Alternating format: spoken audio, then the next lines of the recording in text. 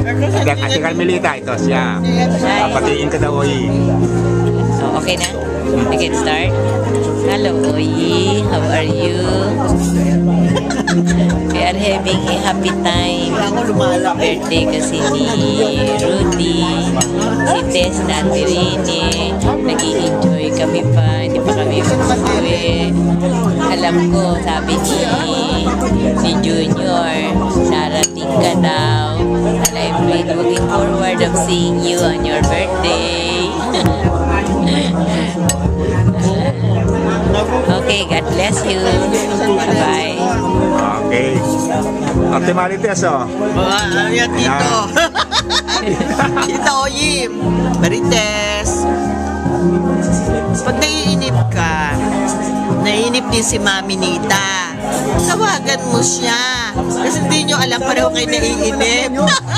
Magkapit-bahay lang kayo. Tito Oyim. Sabi mo nga eh. Siyempre, si Mami Nita, kaya hindi ka siguro nakakausap din, nahihiya din, naghihintay din ang tawag mo. Mga busy ka. O, eh kayo lang nandiyan sa States. Di ba, Tita Melit? So, tawagan mo, Tita Oyi. Siyempre, si Mami, naghihintay lang din ang tawag mo. Di ba? Sama mo. Sama mo. Ano na? Sino? Si April.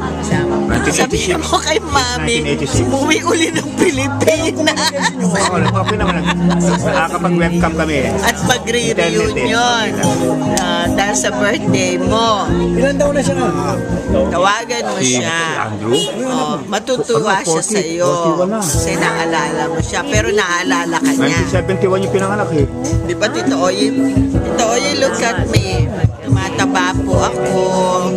Hindi ko, yung sabi nyo, kayang-kaya kong mag-diet, hindi ko pa rin kaya. Tita? Tita, oh.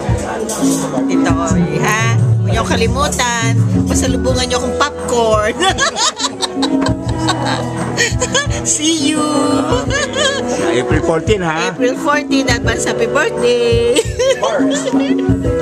Diba? Ngayon, pag kung yung mga ano niya, mga resort niya hindi pa mabenta, eh, ano ba ginagawa ng inyong pamasahe para sa amin? Kami na mapapuntahin nyo yan.